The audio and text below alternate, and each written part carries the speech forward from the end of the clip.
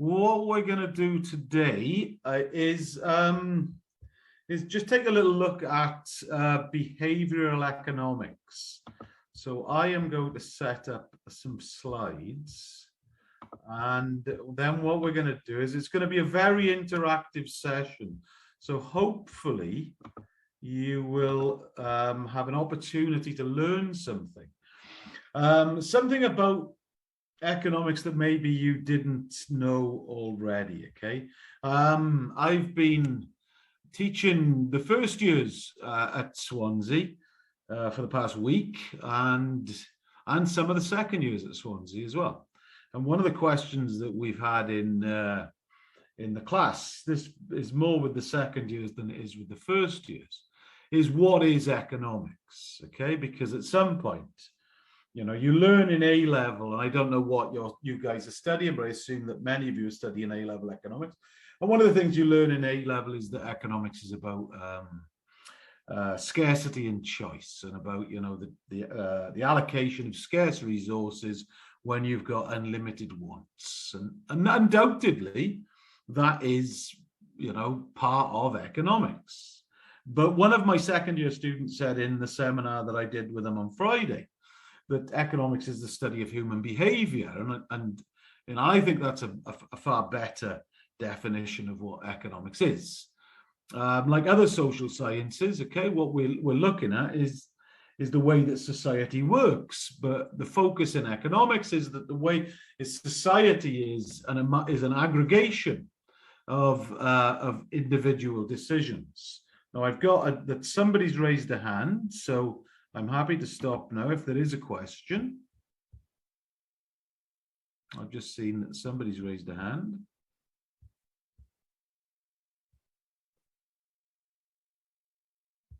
I have no questions, so I will continue just jabbering away for a second. So it's the way, so society is the aggregation of individual decisions. And, you know, what I would say economics is about is the way that we make decisions. And in economics, we make some assumptions about the way that people make decisions. Okay, and hopefully we'll have a chance to talk about some of those things. But let me just share the screen with you now. And maybe that was what the chat, maybe that was what that. So it's going to be some fun. I mean, hopefully it is going to be fun. Okay, we're going to start off with, I would do this in full screen mode, but actually I want to see where I'm going. What we're going to do is we're going to ask you some questions, okay? And we want your answers to the questions. And so it's about behavioral economics, okay? And behavioral economics is about the way that people make decisions. And what we're hopefully going to show you is that the way that we make decisions isn't the way that you might be taught, a very, very simple way that you might be taught maybe in your first year, okay? Is actually the way that we make decisions is quite complex, and no man is an island, and no decision is made individually, okay? Some decisions are more atomistic than others, but all decisions to some extent are affected by outside influences, right? Now, just so that we understand each other and we understand some stuff about perceptions, what we're going to do is that we're going to take a look at this. And Ben's going to put the questions up. There's going to be a poll. In a second, we'll put the question up. But what I want you to do is I want you to take a look at this color here. I hope you can see what I'm pointing at. Ben, give me a nod if you can see what I'm pointing at, okay? The two central squares on the cube, on the Rubik's Cube, okay? The question is, are those colors the same or not? Okay, so Ben's gonna put that poll question up, and guys, if you'd play along with us, we'd really, really appreciate it, okay?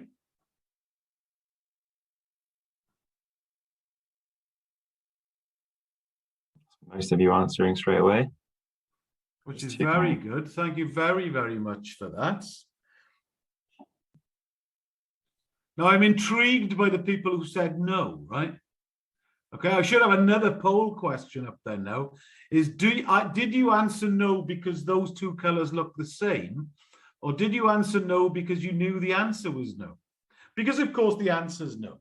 Okay, so 32% said yes, 68% said no. Okay, and my daughter has got a book with this exact cube in it.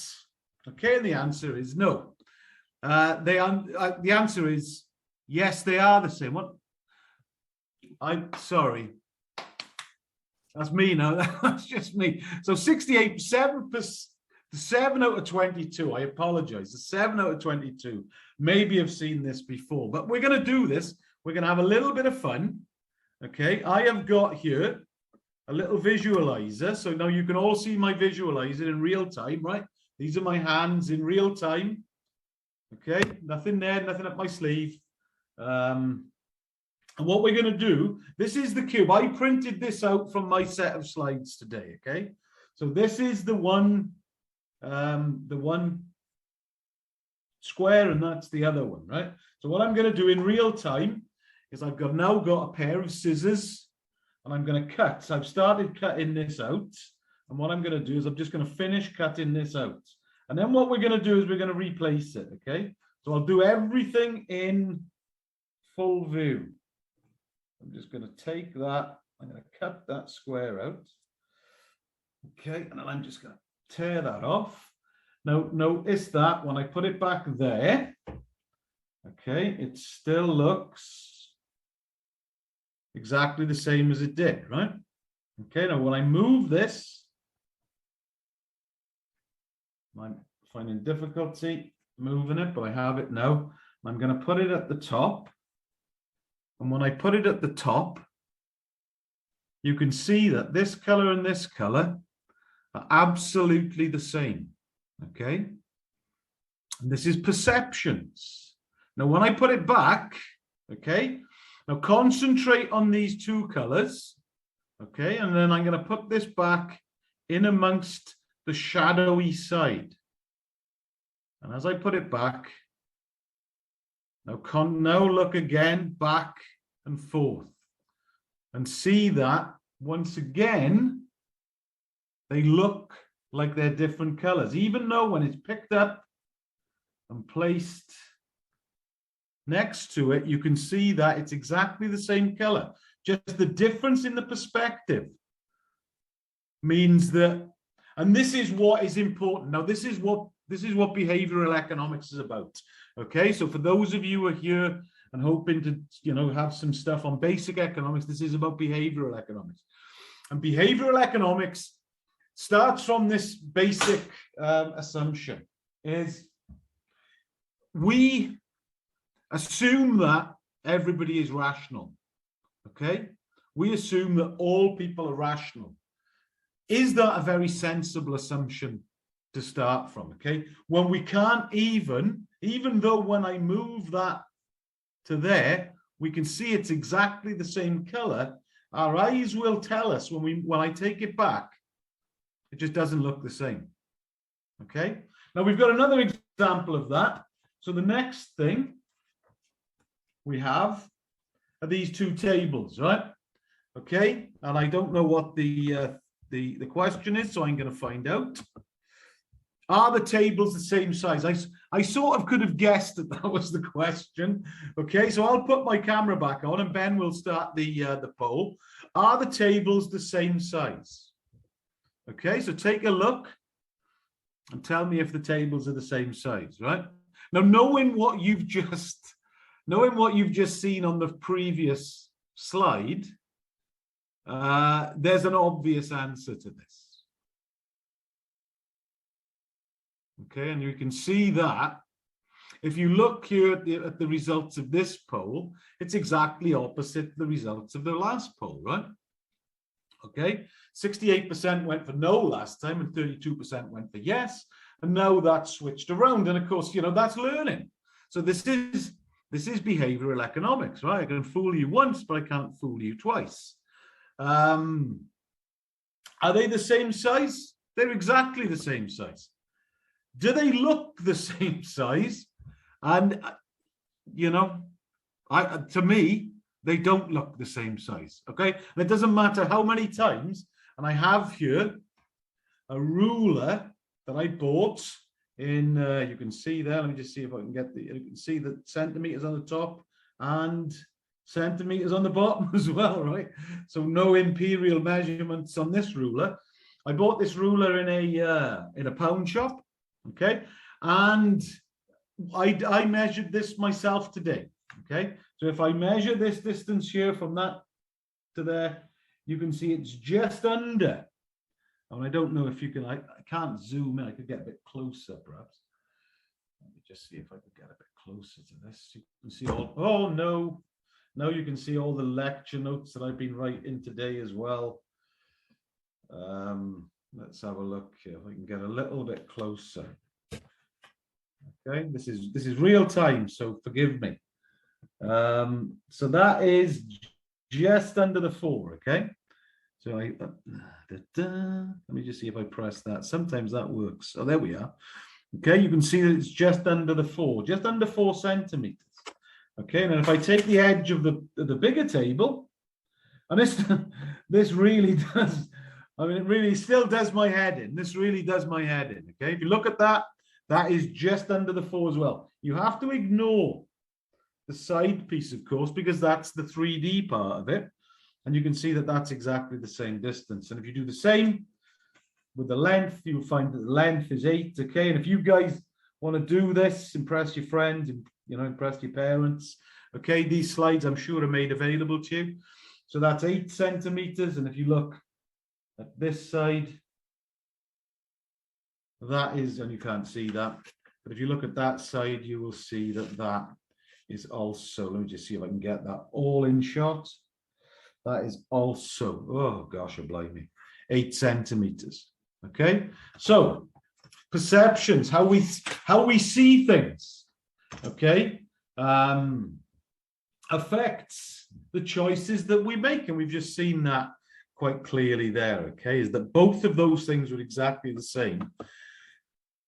We can learn, and we can say that those are the same because this obviously looks like a trick question based on the first thing. Now, I think we've got some, let's have a little look about this, right? How do economists view people?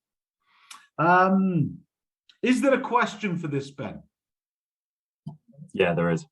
Can we have that question up? So how do economists view people? They're interested only in what benefits themselves and make decisions. I'll read these out for you guys. And once I finished reading them out, you can answer. Okay, so they're interested only in what benefits themselves and make decisions on that basis only. Okay, so selfish decisions. They're interested in the way that their decisions may affect others and choose options that will have as little impact on others as possible. Whilst they're interested in achieving their own aims, the achievement of these goals will always lead to better outcomes for all. Okay, so what do you reckon? Okay, 1, 2, or 3.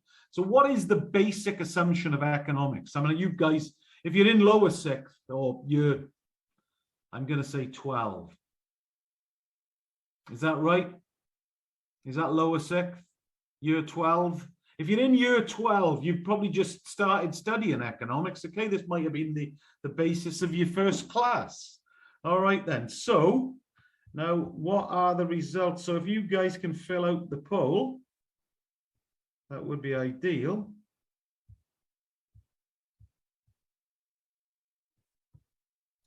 All right, and I can put my poll back up. Whoops, a daisy. Now I've just done something insanely bad.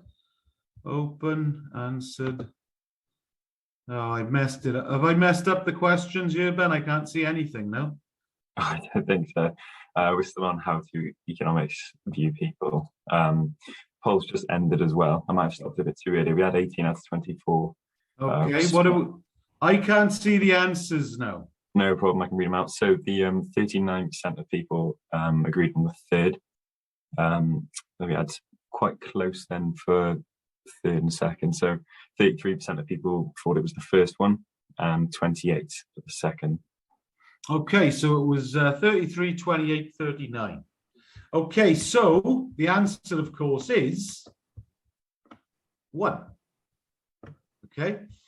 As an economist, what's the first thing that we teach? It's that individuals maximize their own utility. Okay, now I'm going to talk about this term utility quite a lot, and that is what economists use as a catch-all term for satisfaction. Okay, so what makes you feel good? Because what we assume is you will choose an option, even if you've got some bad things to choose from, you will choose the one that makes you the least worse off, right? So you'll choose whatever is best for you. And that is the basis of most neoclassical or most economics that you guys will probably actually study in A level. Okay, and this is the issue. Okay, so this is the implication. So that is an assumption. So if I go back to this slide here, this is the basic assumption that we make about individuals. Individuals make decisions that benefit themselves. Okay, so they maximize their own utility. They choose the option from any range of options. They choose the options that make themselves the best off. And that's entirely rational, okay? And it's it's a commonsensical proposition that you will choose something which is the best for you rather than choose something which is the worst for you. The implications of that are quite wide-ranging, okay? So we've got economics uses abstraction. What that means is that we have to make simplifying assumptions, okay? Is that the world is a very, very, very complicated place, and we have to make some simplifying assumptions. Those simplifying assumptions, though, importantly, can affect outcomes and results of our models. And so what we have in economics is you use a lot of models. And these models will suggest certain policies might be better than others. And one thing that you might do when I did my A levels, admittedly, this was a long, long time ago, we did a running the British economy game that we did at the University of Glamorgan, which used to be Pontypridd Polytechnic. And all the schools in South Wales went down there and ran the British economy, okay? That was the sort of thing. So do you increase interest rates, reduce interest rates, increase government expenditure, reduce government expenditure to reduce unemployment and stuff like that, okay? So policies are formulated on the basis of our models. Because if our models say that, and one thing that you may be aware of is the Monetary Policy Committee, which is the committee in the Bank of England that determines the interest rate. One of the things that they will be interested in is what is the inflation rate and what is the inflation rate expected to be. And those things come from models. Some of it comes from survey data, but others comes from models, okay? Behavioral economics is a branch of economics which looks at the way that my decision and your decision and all of our decisions are interlinked, okay? So if our simple models assume that then there's no linkage, then behavioral economics actually deals with the way that our decisions are interlinked. Now, in order for us to actually investigate this, we'll use this as a bit of a research tool. There's a couple more questions for you, okay? So there are no trick questions here. What we're looking for is honesty, okay? Because that honesty hopefully is going to feed back into the amount that we all get out of this seminar today. So when you're going out, okay, I can give an answer to this myself. I'm not sure I'm allowed to play. Ben, can I play? Absolutely. When the question comes up, I shall tick my answer. When going out, do you consider what others might think when deciding what to wear?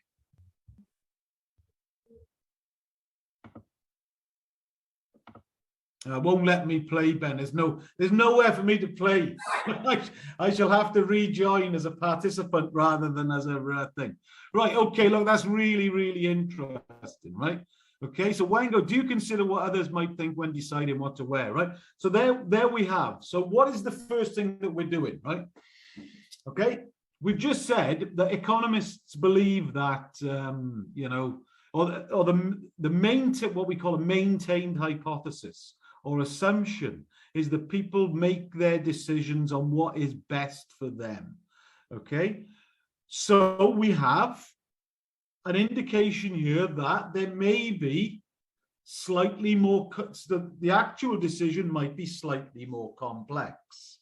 Okay, so we can share these results, can't we, Ben, so that everybody can see what it is, right? So what you guys have answered here is that 21 out of the 23 do consider what others might think when deciding what to wear. Okay, so it's maybe a slightly more complicated decision than just going up to the, or in my case, I'm wearing this jumper today because it happened to be on the stairs. Okay, it's been stuck on my banister for a long time. It had fallen off, and I thought, yeah, that seems like an opportune time to be wearing this jumper, right? So that's how I decided mine. But I wasn't going to see anyone today anyway, so I didn't really care. Right, so let's try the next question now, which is, have you changed? Okay, so the next question, have you changed your mind about something that you were going to wear because of concerns about others' opinions? Okay, so this is a slightly different question, not just do you take into account, but have you actually changed your mind? Okay, because this is going to be incredibly important in what we go. Verbally contribute to my yes in this survey as well. Not that I'm allowed to play. Well, I'll tell you a story. When I was about, I think I was probably about 17, and I thought, for whatever reason, I have no idea why, I thought it would be an idea. Well, I think it was because I saw someone in a band, right, wearing this kind of white suit, and I thought, yeah, that looks pretty cool. So I went out and I got myself, and I dressed all in white, and I was walking. I lived in a village not far from here, okay, where this would be not the done thing, and my brother was with some friend, and they said to him, "Where's your brother off? Is he off to play cricket?" And I never wore that again. I never wore that white stuff again. In fact, I dressed in black then for the next 2 years, entirely in black. Comment. Right. If we end that poll, okay, so we got to share those results. How many people? So 82% of people who responded to that question have changed their mind about something they were going to wear because of concerns about others' opinions. Okay, so what we're talking about, are we talking about atomistic individuals here? Are we talking about individuals that make decisions based purely on their own self-interest, or are we talking about much more broadly about every decision being subject to external influence? Okay, whether with clothes, and of course clothes can be quite an emotive subject anyway, right? So you might care what people think about what you wear. You might be less inclined to care about which type of paper that you use, okay, for your printer. That's much less likely to be something that you'd think about with other people. All right, but we're looking at now some definite interdependence. So let's have a little look about at how this then affects proper things.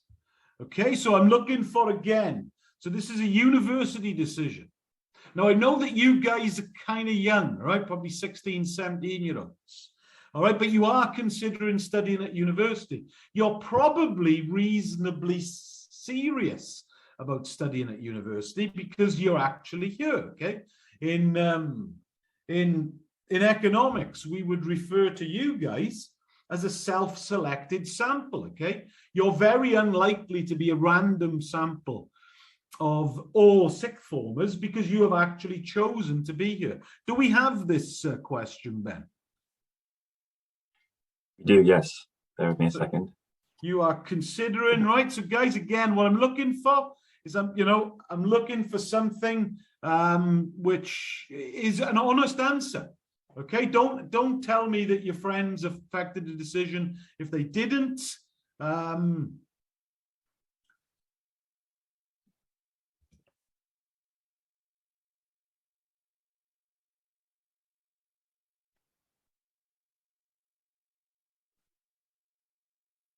I'll give you another 5 or 10 seconds. The last couple of people, if they want to just join in. If they don't, then we will discuss the results. I'll go to 40 seconds. 40 seconds is up. We'll end the poll there and share the results. Okay, and these are the results of that, right? So you're considering studying at university. Was it decision affected by your friends? For me, it probably wasn't. Okay, the decision to stay on in school at 16 was a much more difficult decision for me to make, much more affected by what my friends were doing at that time, but not university. I should have asked another question because when I was your age, my overriding sort of motivation was the desire not to work. It was not to get an education. It was that I knew that I didn't want to actually do some work. Okay, so you put your parents, okay, and we know that. I mean, I should tell you one thing about my own academic background is that I am a labor economist, okay, so I specialize in labor economics, or the economics of work and labor.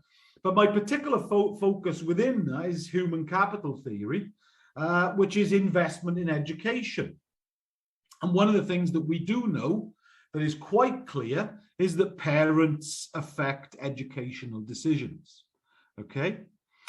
We also know actually there's a lot of evidence that friends affect educational decisions, but the effect that friends have on educational decisions, unfortunately, okay, but maybe interestingly for you guys, but unfortunately for other people, is that the effect of friends and of peers is very, very prevalent at age 16 and below, okay? And what we find is lots of negative peer influences encourage a leaving attitude amongst certain groups, okay? And once you get past 16, that kind of starts to dissipate because all the bad stuff's already happened.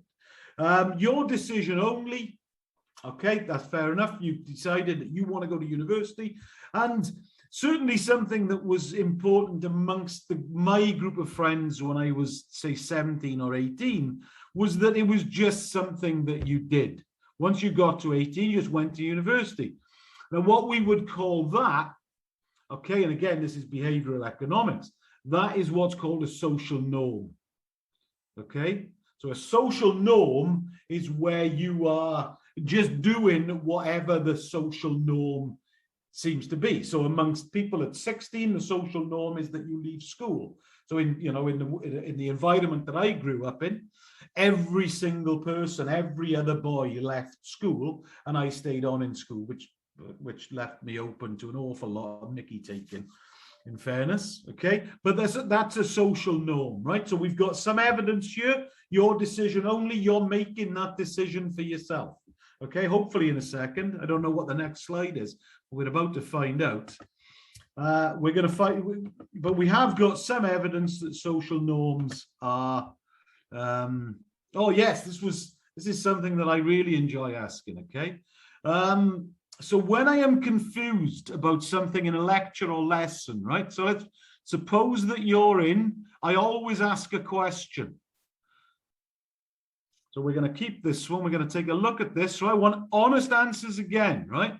Honest answers. And I'll tell you a story whilst you're answering. Last year we were under lockdown, and so there was very little in-person teaching.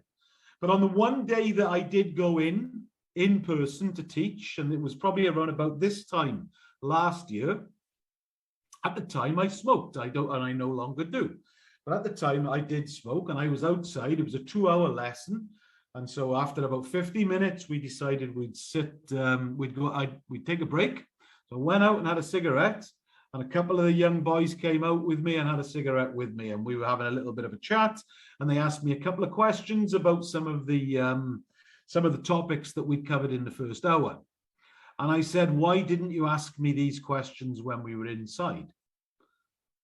And I just want to, and on that, before I tell you why, we'll go to the next one, right? So is it roughly a 50-50 split? More people said yes, they do answer.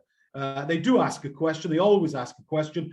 And I have to say, guys, right, that is exactly what everybody should do. So for everyone who says no here, okay, I really, really advise you to ask a question. Right, Ben, if we go to the next one. When I am confused, so we've got that one, so we can share that. I'll share the result. We've got to do that, right? I do not ask a question because, I mean, I should just say this is only for the 8, but this is again for everybody who's here, okay? So I do not answer a question because I think that others will think I'm stupid. I prefer to go off and do the work on my own. I don't want to interrupt the flow of the lesson. I do not have a question. I do not ask a question. Oh, that's it, the 3 of them. Took me ages to think up these answers. Okay, so anyway, I'll finish off what I was saying there, right? So I said, why didn't you ask me that question in the class? And they said, because I don't want to look stupid.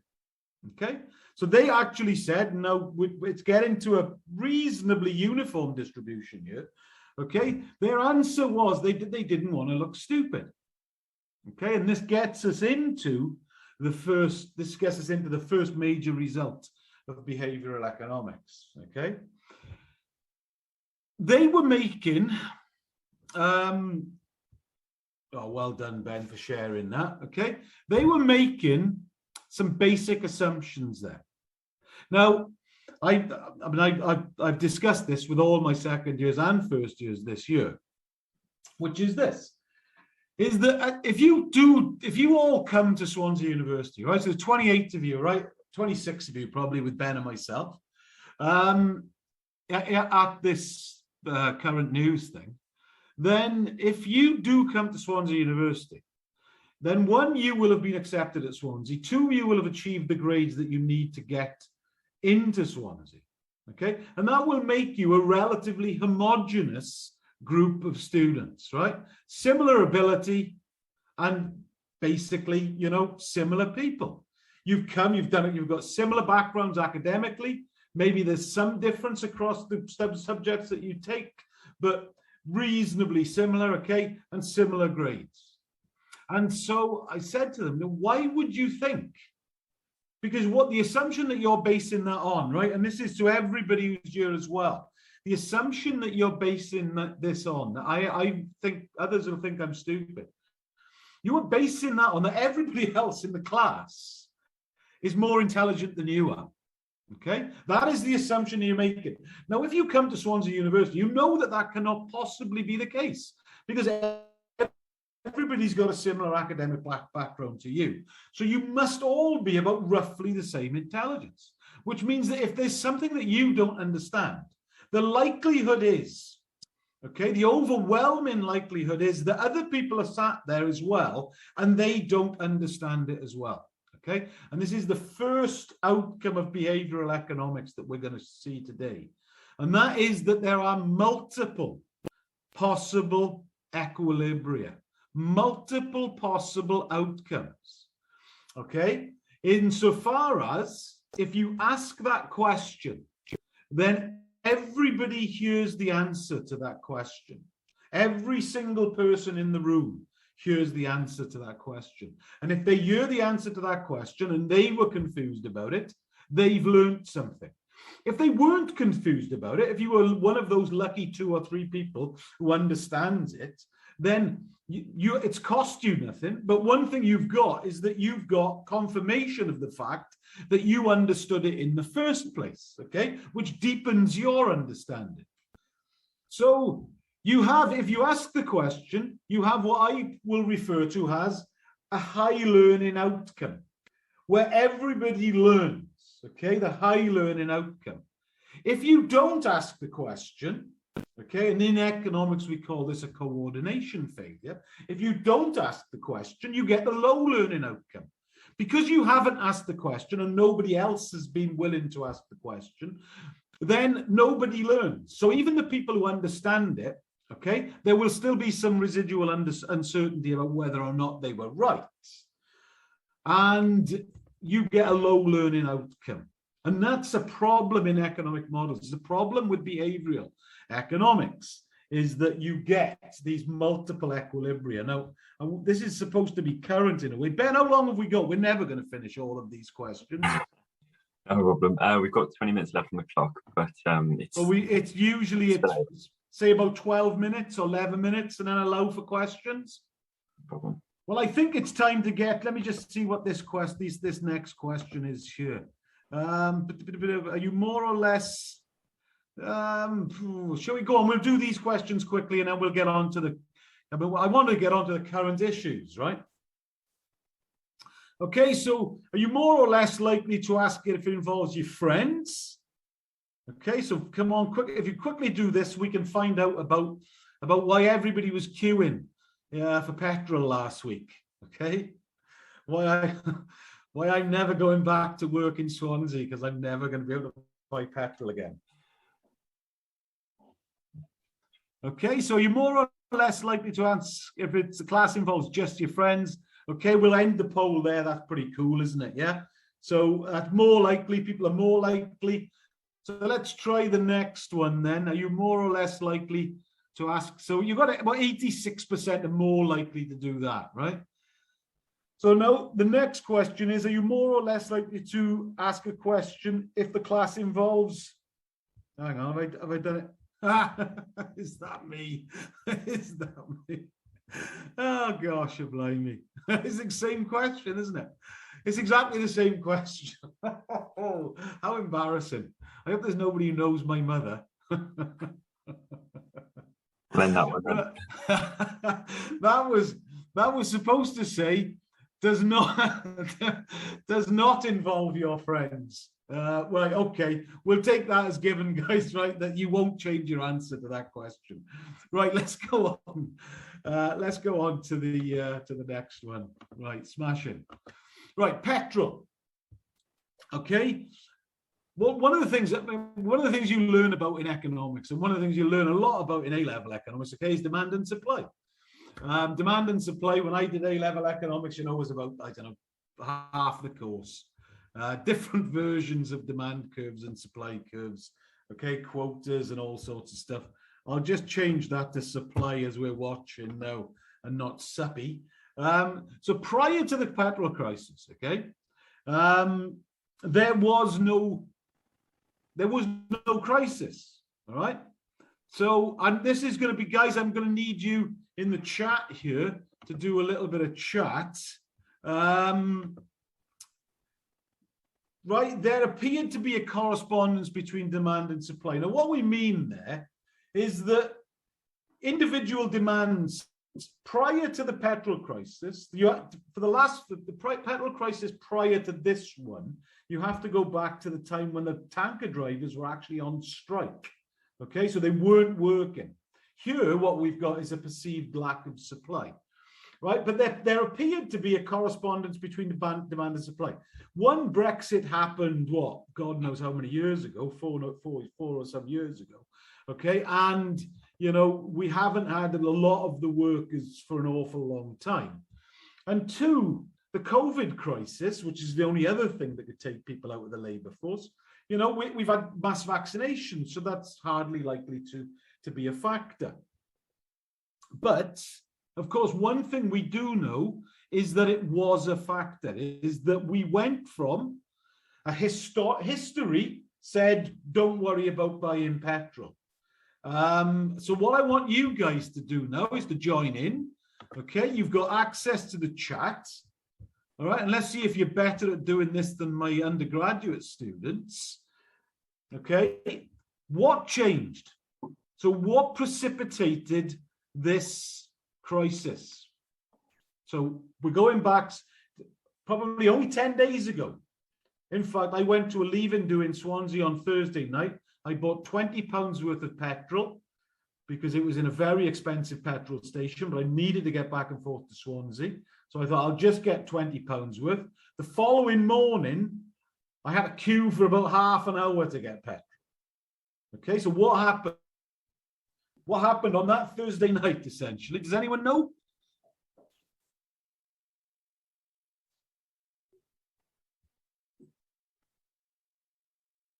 Social media influence. People being worried about petrol running out. Absolutely. Why were they worried, though? I mean, I think Sampada's got, part of it there. Media hype because of the behavior of others. Consumers fear the lack of supply. Jeepers, this is coming quicker than I'd ever have thought.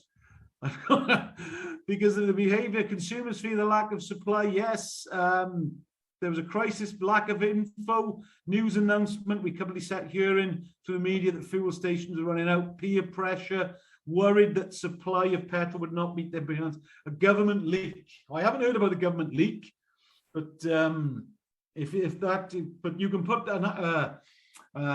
you could put a little link to the government leak in the chat for everybody.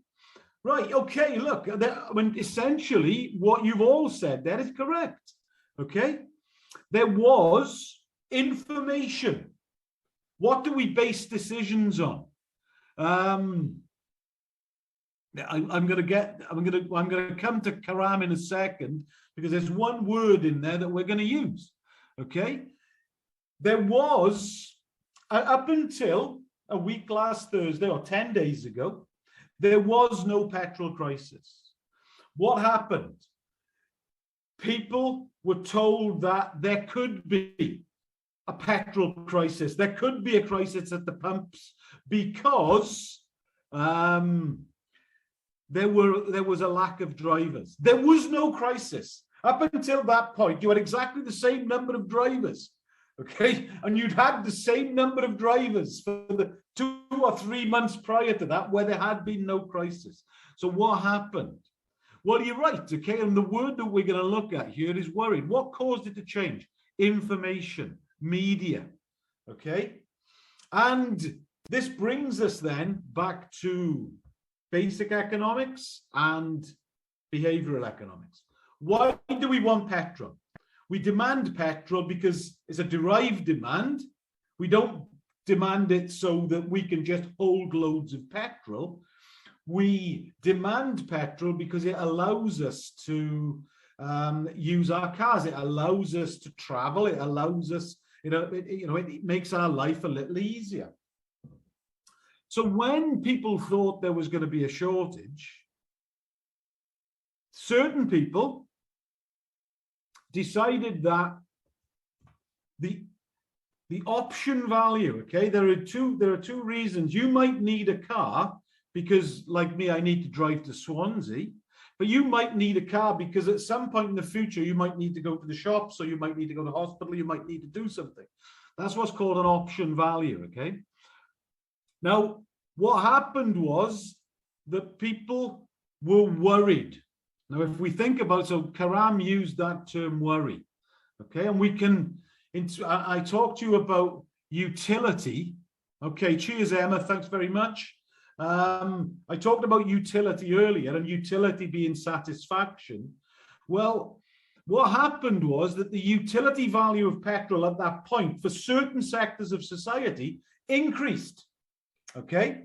And not because they needed to make more journeys than they'd made before, but because they needed to know that they had the car full of petrol at that time, okay? We can say that their option value was very high, or I discussed this with someone today, and we called it a worry function, okay? Is that some people have a higher worry function than other people, which means that when you get bad news, some people worry about it more than others, okay? Now, what happens then, of course, and this comes to the social norms and the other things, the peer pressure that everyone's talked about, is initially it is not rational for you to suddenly, on the basis of this news, if we believed in rationality, like economists say that they do, on the basis of this news, then you would think, I am going to look at history. Has there been a problem? Therefore, no, there hasn't. Therefore, I don't need to change my consumption patterns. But of course, as soon as this utility value of petrol goes up and some people start rushing to the pumps to assuage their worry, then unfortunately it becomes rational for everybody to do the same thing. We get a bandwagon effect. So even people who have no concern, no worries about getting petrol, it suddenly becomes then rational for them to actually queue up. Because if they don't queue up, what do you know is going to happen? You're not going to get any petrol. And this is exactly the same thing as, and I know it doesn't sound necessarily the same, but this is exactly the same thing as the outcome that we were just talking about in terms of asking questions in lessons or lectures. You can either get a high learning or a low learning, depending on whether or not someone is willing to ask a question. This is exactly the same. You either get a high demand or a low demand outcome. You either get an outcome down here at which there is no problem with demand and supply, or you get an outcome up here where where demand is much, much greater than supply. But this is based on exactly the same thing, okay? You get this bandwagon effect. And that is the behavioral explanation, okay? It's called a theory of herd behavior. It's the way that herds behave. Now, there are loads and loads of other questions in here, guys. I mean, I've got tons of them, but you know, you can read all about those on your own, right? Okay. Behavioral economics explains why everybody speeds. Okay, even though it's against the law, everyone speeds. Why do they speed? Well, because everybody else is doing it, right? Okay, so the probability of being caught is very, very low. Why do people run red lights? For exactly the same reason. Okay, so economics are very, very, I mean, this is when I say the study of human behavior, which is how we started this off. It really is when you actually, I mean, a lot of this stuff has come from sort of psychology and social psychology as well. But when you actually marry that up with the tools of economics, it's a very, very powerful tool. On that bombshell, I think it's probably best, Ben, if I stop, and if anybody's got answers, any questions, then we can answer any questions. And if they don't, we can do another poll.